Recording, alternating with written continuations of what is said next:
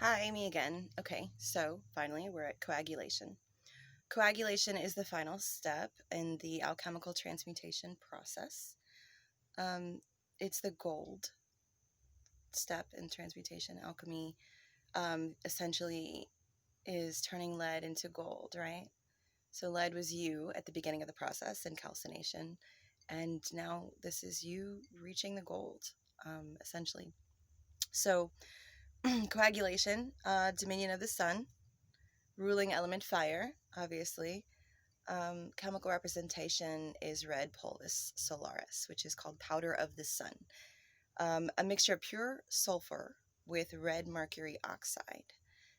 It was said to change anything it was added to its most perfect state, which is kind of beautiful. But, sprinkling it on a rock is not going to turn it into a chunk of gold, but metaphorically kind of it does you. So anyway, chemically, coagulation means to change to change to a solid or semi-solid state. It's what happens when blood scabs over a wound. The blood that was once liquid hardens itself to transform into the necessary atomic structure for the healing to be completed. That's coagulation in your most familiar way of hearing about it, is a scab, essentially. So what happens, you have a wound or a cut or something, and your body wants to repair itself. So what it does is it sends blood to rush over to the open wound and coagulate. The blood coagulates as it's mixed with the air, as it's, released out into the air. And it sort of forms like a protective shell. And then that protective shell evolves into new skin or new whatever was there. But it's not ever exactly the same as the skin that was once there. It's new, it's improved, it's better, but it was sent for a different purpose than the original skin was. The original skin was like play clothes, whereas this is like work clothes type deal. I mean, essentially, if that makes sense. Anyway, psychically, coagulation is the completion of the chakra activations, opening up the Sahasrara, or the crown chakra, which is on the top, allowing the conscious connection to the higher planes. This is the completion of the third eye activation. Third eye activation starts in the silver chakra with the pineal gland, but it doesn't end there. That's just the beginning of a new era type deal. After that, you have another step in the process of alchemical transmutation, the gold step. Silver is not gold. It's almost gold, but it's not. So activating your third eye is not the goal, right? Activating your third eye is on the way to the goal. Okay, the goal is coagulation. The goal is gold, right? So your spirit was once, this silent observer, right? So now then through the steps of alchemical transmutation, the spirit is now more driving the wheel, less than the ego. The ego is like pushed in the back seat type deal. And so then it was refined, and now it's this vaporous material. It's no longer liquid. It's, condensed vapor. But then after that, that vapor, it crystallizes again. And it becomes solid. It becomes something functional, not just a dream or a transition. It's more now. And on the higher planes, it is essentially your vehicle, your new vehicle, it's not solid to what we would imagine solid being, but in the higher planes, it's functional solid, for that purpose, for that vibration. So this is the completion of the third eye activation, connecting the receiving end of the spirit to the multiverse. Available skills at this point include astral projection at will, access to the Akashic records, prolonged capacity to fast from food and water, energetic transfer and manipulation, mediumship, and clairvoyance. So let me break that down for you really quickly. you activated your third eye, right? So now you are able to interpret almost all of what you see, right? All of what's before you. You've raised your vibration to the extent where you are now interacting with higher vibrational frequencies, okay?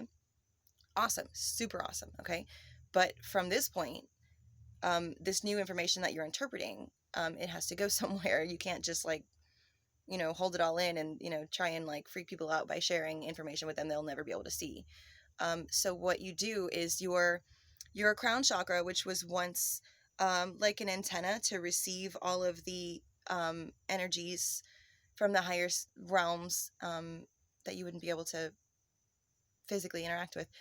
So that antenna, it turns around and it starts pushing energies out. Now that you're receiving more energies from other sources, you can share those energies more, or a bigger bandwidth, I guess. So the point at which your third eye is activated and you're getting more information, you're now able to interpret more information. Your Sahasrara chakra opens up to your will type deal. So you project energies now that you didn't before. You project energies at a higher level. You were down at 3G and now you're projecting at 12G. You know what I mean? Like it's a wider span, essentially. But what happens when you accelerate your molecular vibrational frequency is that you're able to do more and see more and be more. You've gone through the transition of third eye, which is that in between physical and spiritual place, right? So now that you've come out on the other side of that, you're, interactively living in both worlds, essentially. So you can go back and forth. So your body is, pretty much stuck in the physical realm. You really can't do much about that. But your spirit is not. Your spirit never was. So accelerating your vibrational frequency allows your spirit to have more freedom outside of the body, essentially. So freedom outside of the body it's always there, but it's not as controlled. Now you can control it, right? Now you can willfully control it. So, astral projection is, some people do it on accident. They don't realize that they did it, or out of body experience. You get in a car wreck and you're suddenly floating above the wreck and you can see it all in slow motion. But then also, people say their life flashes before their eyes. That's because in the astral plane, you have access to the Akashic record, not just your own personal Akashic record, the entire history of time in your dimension as you know it. You know what I mean? Like all of it. You can play it back like a movie. And what seems like a 3-hour movie goes, in front of your face or in your consciousness in seconds on the material plane, because time is different there. So essentially, the Akashic record is accessible to you anytime that you're in the astral plane or the dream state or whatever. But with coagulation, or after the third eye chakra is activated, you can consciously control it. So that's what that is. And then your prolonged capacity to fast, that comes from the viaticum. Okay. So we talked about viaticum being the blood of Christ, or the liquid that resides within the Holy Grail, or, the fountain of youth. All of those are legendary concepts of this viaticum, this naturally produced hormone that happens when you activate your third eye. Your pineal gland, in conjunction with your pituitary gland, disperse and release this brand new hormone, which is probably very similar to DMT, that's produced in your pineal gland and distributed through the pituitary gland down the, to the whole body, essentially through the through the spinal fluid. So your body, all of your body receives this hormone, and it is essentially mana. It's mana. It is all that you need to eat or drink for the body to be sustained without producing any waste. You don't have to digest anything, and you don't have to intake anything. You don't have to, it's mana. It's, food of the gods. What was it? Ambrosia is what the Greeks called it. Anyway, I'm getting off track. But yeah, once you've activated your third eye, your pineal gland activates with the pituitary, and then they make this viaticum. And the viaticum is the perfect substance to maintain the human body, the fountain of youth, essentially. And it, flows through the river of your, spinal cord. Anyway, energetic transfer and manipulation, that has to do with like healing by laying on of hands, or, you could heal a tree, or, you could heal a person, or you could grow, just whatever. It's you projecting your energy into another object or being or source of energy, or you can receive energy, or, be an energetic vampire and suck the life out of people, whatever. That's available to you now because of all the steps that you've taken before. Energetic transfer and manipulation. Okay, mediumship, which is where, you can interact with non-body encased beings. Does that make sense? Non-physical body encased beings, which would be like, elemental spirits, or spirits of those who no longer have a physical body to return to, or whatever. People, interactions with other inhabitants of the astral plane, you can interact with them. And essentially, since you still have a body in the physical plane, you can interact with them while you're out of the body, and then go back to the body and remember that interaction type deal, which is hard to achieve without all of these steps, because, you could go to a medium, and, the medium can have their seance, and they can interact with the dead person that you want to talk to, and then they can tell you what the dead person said. But once you hit this point, you don't need that. You just think of the person or the being or whoever you're trying to interact with, and they can hear you, because in the astral plane, thoughts are transmitted not vocally. They can receive the signal that you're calling to them or whatever, and their mental signal will get back to you, and you guys can have this whole mental interaction, maybe not even with words, with abstract thought or whatever. But you can definitely achieve that at this point. And then clairvoyance, obviously, seeing the unseen. You would see more in the astral plane than you would in the physical plane. And you can retain that knowledge once you get back to your body, which is a huge thing, because a lot of people can see the unseen in their dream state, but then they get back to their body and they're like, they didn't have a dream at all. They don't remember. This is that crucial transition,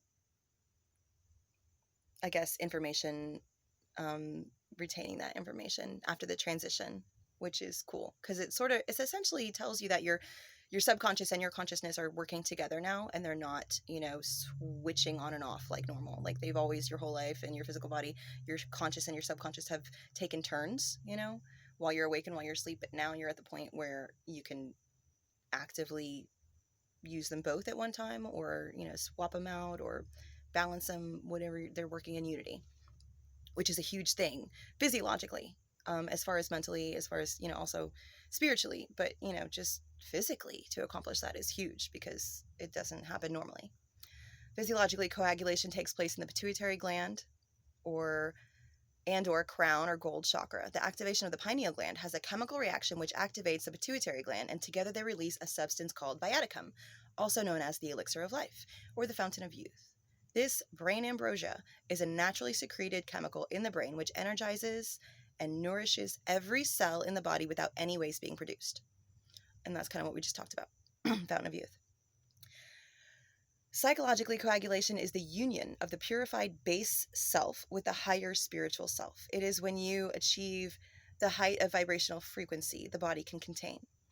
This vibration must be calibrated specifically for this purpose in order to pull and sustain your higher self into the lowest realm. This is the Philosopher's Stone of legend. This is the magical enchantment which gives the receiver the power to consciously and effectively interact on all levels and all planes simultaneously. This is your gold. You came from the dense ignorance of separation and have now evolved your consciousness to the highest level possible from Malkuth. You are limitless and free with the knowledge of self you've gained and mastered. Each step taken toward unification has brought you up the mountain that you didn't even know you were climbing. And now the fourth and fifth dimensional consciousness is available to you. Now you are sending light into the universe as opposed to merely receiving it. Now you are wiser with the experiences and energies gained from your travels. Now you are ready for the next adventure. So the Philosopher's Stone, it was this ancient legend about how even Merlin, the magicians, they all stood at the right hand of the kings, and, sages were all a part of the court because they knew the secret of turning lead into gold, and the kings felt that was a very powerful secret, but they didn't understand it. So to hide their knowledge, to ensure its passage into the future, the sages and hermetists and I guess wizards, sorcerers, or whatever of those days, they didn't start out as magicians and sorcerers. They started out as, monks, essentially, just men with extensive knowledge. And then alchemy was like this. It was this, but then it turned into a chemical, cover story, essentially. So they lived for, centuries under the guise of learning the secrets of alchemical transmutation of lead into gold, so that they would, not be burned at the stake, essentially. But lead into gold was never, obviously never accomplished in history. Otherwise there'd be a huge record of it. But then, the same thing as the Rumpelstiltskin story, spinning straw into gold, same thing. But anyway, so the Philosopher's Stone, once achieved, is essentially ascension of consciousness. It's not a physical reward or mineral anything. The Viaticum is essentially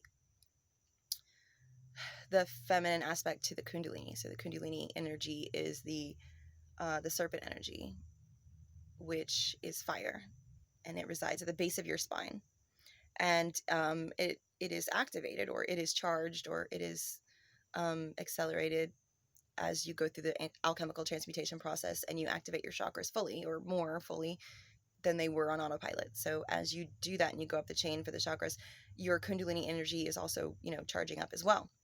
So when you hit the point of distillation, where, it's refined, the Kundalini energy rises, and it, activates all of your chakras at once for one unified purpose. And when you hit coagulation, that unified purpose is transcendence, Christ consciousness, Krishna consciousness, ascension, So then once you hit that point, you're beyond the separate, dependent state of the physical body. You identify with the spirit now. You don't identify as the ego or the personality at all. And fourth and fifth dimensional consciousness is available to you. You can see, like Dr. Strange in Infinity War, he was looking at all the possible effects of causes which could be outcomes of choices made in this, reality or whatever. That's a thing. You can sort of see a little bit into the future type deal, depending on choices and opportunities and situations available. I can't really explain it, like over explain it, or you gotta know. If you don't get it, I'm sorry. Just let me know if you have any questions in the comments, and I'll try and answer them specifically. But it's a thing. It's totally a thing. Time doesn't just work one way. We can only perceive it flowing one way with our physical sensory perception.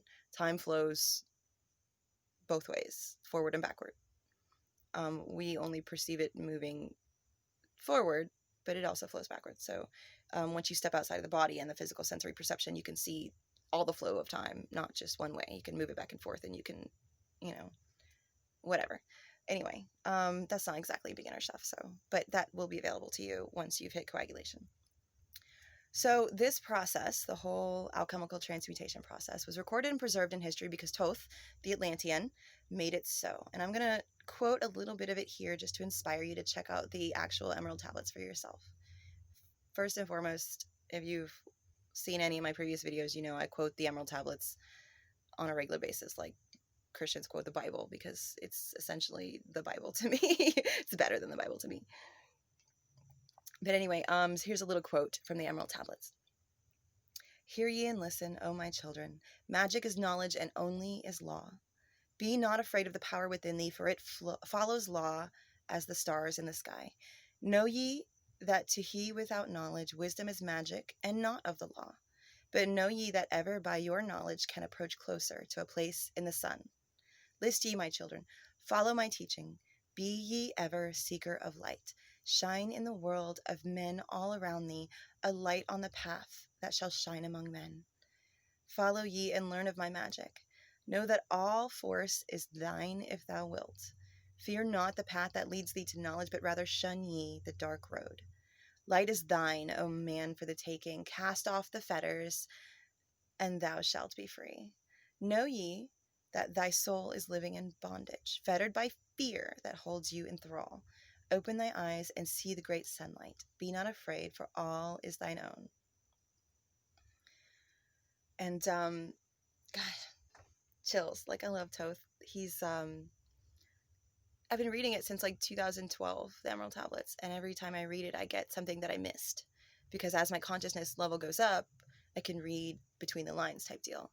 And it's exciting and it's amazing. And it's like, I've been wondering for 7 years what that meant. And now I totally get it because I connected it with physics and I connected it with philosophy and I connected it with all of this. You can't just study one thing. You have to study all of it. And once you study all of it, the pieces of the puzzle fit together very, very well. And that's all I have to say about that. So without giving too much of my own interpretation, I want to elaborate a bit on this passage from Thoth. Magic is knowledge and only is law. Here he is telling us that there's no such thing as magic, only knowledge of physics and metaphysics and how they are polarizations of the same thing. Knowledge is power. If you know how energy works from the inside out and how it is connected to all things, if you know the principles of natural law and how to create causes which grow into desired effects, you have the power of all things. There is power in a name, they say, but there is more power in the story that goes along with it. Unity of knowledge is knowledge of unity. And that is the most powerful magic there is. Okay, when he said, be not afraid of the power within thee, for it follows law as stars in the sky. No matter what scare tactics are socially employed, the energies within you are easily controlled by your will. Opening your chakras and awakening your light are safe and solid practices. The danger comes from ignorance and fear. These are separating energies, which hide your light. You are the creator of cause and master of your own vibration. You are the only one who can demand the power that is already yours by your birthright. You don't demand but you don't demand it. You command it. Master that, and no one can stop you.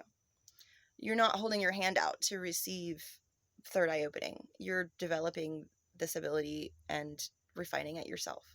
You built it from scratch. Nobody can take it from you. Nobody gave it to you. Nobody's taxing you on it. It's yours. You built it from nothing into everything, and you don't have to ask permission. And you don't have to learn to control it. It's you. It's your will. The magic is in the wand holder, not the wand type deal. But know ye that ever ye by your knowledge ye can approach closer to a place in the sun. Remember that Chakra, wisdom, is the only begotten son, born of unified duality and balance with understanding. This is where spirit finds its way home.